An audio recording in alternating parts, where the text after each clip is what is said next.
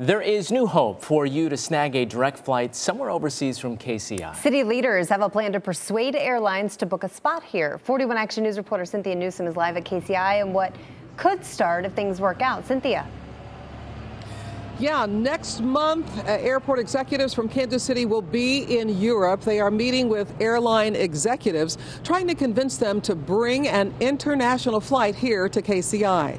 Right now, passengers in Kansas City have to fly to another city like Chicago, Dallas, or Houston to get on an international flight. Aviation Department executives have been trying to change that for years, and they're going to try again.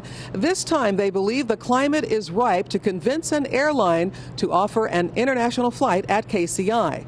Right now, there's a $10 million construction project underway at Terminal C that would accommodate international flights. And in 2 years, construction should be finished on our brand new single terminal airport, perfect for international flights.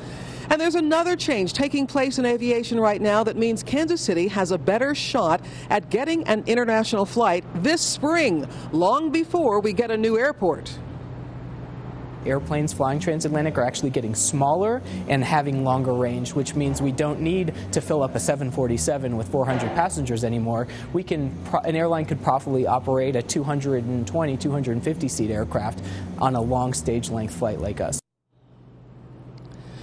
All right, so in December, the aviation team will fly to Europe. They are not saying which city they will fly to or which airline executives they are meeting with. They did tell us that the cost of their trip is not paid through taxpayer dollars.